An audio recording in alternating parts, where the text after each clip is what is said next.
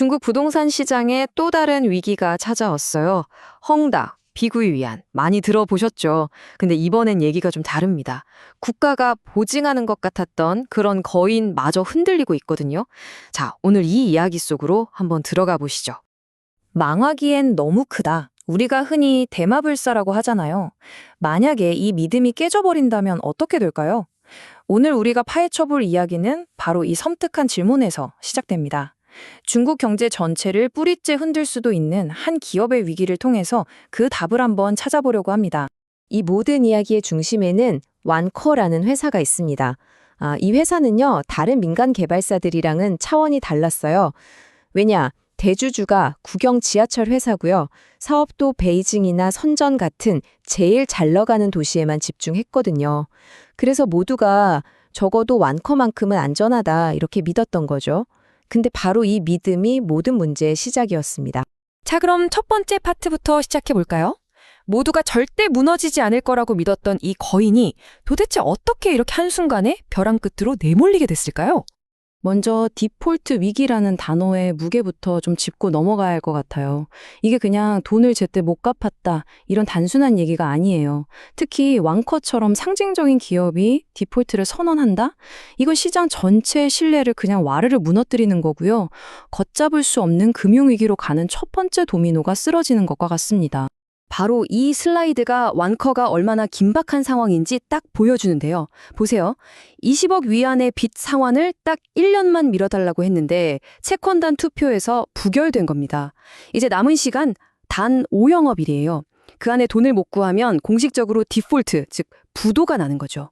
시장은 바로 반응했습니다. 완커 채권 가치가 액면가의 20% 수준까지 폭락했어요. 이건 사실상 휴지 조각이 됐다는 얘기입니다. 자, 이쯤 되면 이런 생각 드실 거예요. 이것도 헝다나 비구이 위안 사태랑 비슷한 거 아니야? 하고요. 충분히 그렇게 생각하실 수 있죠. 하지만 다음 내용을 보시면 완커의 위기를 우리가 훨씬 더 심각하게 봐야 하는지 그 이유를 바로 알게 되실 겁니다. 이 표 하나로 모단계 설명이 됩니다. 가장 결정적인 차이, 바로 대주주예요. 헝다, 비구이 위안, 둘 다 민간 기업이었죠. 하지만 완커는요, 국가의 입김이 아주 강하게 작용하는 사실상 국영기업입니다. 그리고 또 하나, 지방 중소도시에 집중했던 다른 회사들과는 다르게 완커의 주 무대는 베이징, 상하이 같은 중국 경제의 심장부, 바로 일선 도시들이에요. 그렇기 때문에 완커가 무너졌을 때 그 파급력은 질적으로 다를 수밖에 없는 겁니다. 그리고 이 부분이 정말 중요합니다. 전체 빚의 규모만 보면 헝다가 훨씬 커 보일 수 있어요.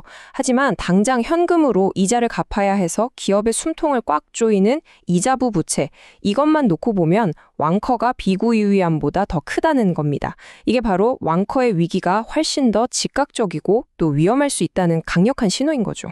자, 여기서부터 이야기가 훨씬 더 재밌어집니다. 왜냐하면 국영기업은 절대 안 망한다는 시장에 아주 오래된 믿음이 있거든요. 바로 그 신화가 어떻게 산산조각 났는지 지금부터 보여드릴게요. 이 타임라인을 한번 쭉 보시죠. 2017년 국영기업인 선전메트로가 원커의 최대 주주가 됐을 때 시장은 열광했어요. 이제 정부가 뒤를 봐주는구나 하는 확실한 신호로 받아들였으니까요. 실제로 2023년 초까지만 해도 수십억 위안을 지원해주면서 생명줄 역할을 톡톡히 했습니다. 그런데 2025년 11월 갑자기 태도가 180도 바뀝니다. 이제 공짜는 없어. 예전에 빌려준 돈 담보 내놔. 이렇게 나온 거예요. 이 순간 시장에 굳건했던 믿음은 엄청난 충격으로 바뀌게 됩니다. 싱가포르 국립대 첸보 박사의 이 한마디가 모든 걸 요약해주죠. 헝다 파산 이후 대마불사 개념은 사라졌다. 이게 무슨 뜻이겠어요? 중국 부동산 시장에 게임의 룰이 완전히 바뀌었다는 겁니다.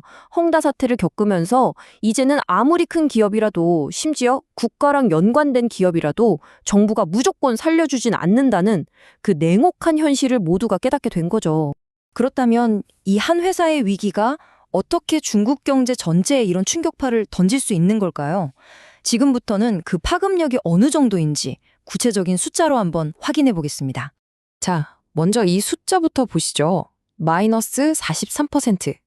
정말 충격적인 숫자죠. 이게 완커의 작년 대비 매출 감소율입니다. 이건 단순히 회사가 돈을 못 번다는 차원의 문제가 아니에요. 아파트를 사려는 사람 자체가 아예 사라지고 있다는 뜻이거든요. 중국 부동산 시장의 근본적인 수요가 꽁꽁 얼어붙고 있다는 가장 강력한 증거입니다. 다음 숫자는 25%입니다. 한때 중국 경제 전체에서 부동산 산업이 차지했던 비중이에요.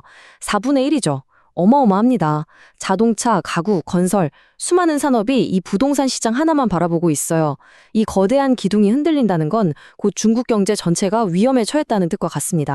그리고 마지막 숫자, 마이너스 0.5%P. 언뜻 보면 작아 보일 수도 있어요.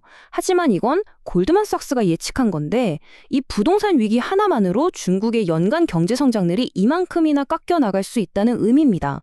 매년 5% 성장을 목표로 하는 중국 정부 입장에서 0.5%P는요, 결코 무시할 수 없는 목표 달성 자체를 위협하는 정말 심각한 수치인 겁니다. 결국 이 모든 상황은 공을 베이징, 즉 중국 정부에게 넘기고 있습니다. 과연 정부는 이 엄청난 위기를 어떻게 관리할 것인가? 이제 중국의 경제관리 능력이 그야말로 시험대에 오른 거죠. 그리고 이게 바로 중국 정부가 처한 딜레마입니다. 이 슬라이드에 딱 나와 있죠. 한쪽에서는 어떻게든 질서 있게 상황을 수습해서 금융 시스템이 붕괴되는 걸 막아야 하고요. 다른 한쪽에서는 에이, 어차피 정부가 구해줄 텐데 뭐 빚 마음껏 내자 이런 식의 도덕적 해이를 막아야 합니다. 이 두 가지 목표가 서로 부딪히다 보니까 정부는 지금 정말 아슬아슬한 외줄타기를 하고 있는 셈입니다.